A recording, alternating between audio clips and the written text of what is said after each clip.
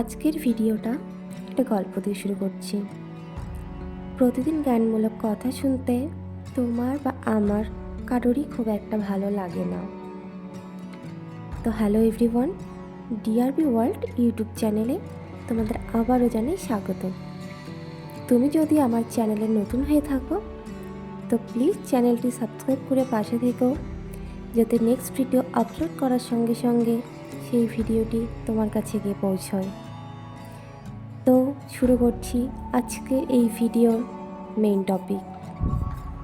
একটা ছোট্ট গ্রামে থাকতো রাহুল নামের এক ছেলে। সংসার ছিল খুবই গরিব।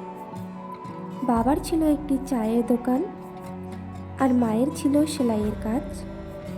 এ দিয়েই কোনো মতে তাদের সংসার চলত। একদিন রাহুলের স্কুলে ছিল স্পোর্টস ডে।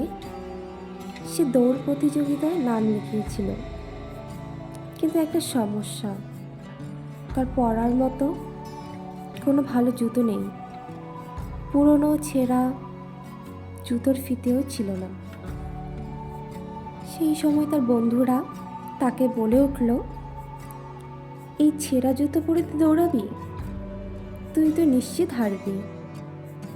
সেই সময় রাহুল চুপ করেই রইল, কারণ তার হারার ভয় ছিল না। কিন্তু তার পরিবারের পরিস্থিতি দেখে পরিবারের কাছ থেকে কিছু চাইবারও সাহস ছিল না তার। সেদিন রাতেই রাহুল একা বসে ছিল, দুঃখ পাচ্ছিল খুব। মা এসে পাশে বসে বলল, তুই কি দৌড়াবি না জুতো নেই বলে? রাহুল মাথা নিচু করে বলল, জুতো থাকলে তো ভালো হতো মা। রাহুলের মা হালকা হেসে বলল, বাবা, দৌড়ানোর জন্য পা লাগে, জুতো নয়। চেষ্টা থাকলে কোনো জুতো তোকে হারাতে পারবে না, শুধু নিজের ওপর বিশ্বাস রাখ।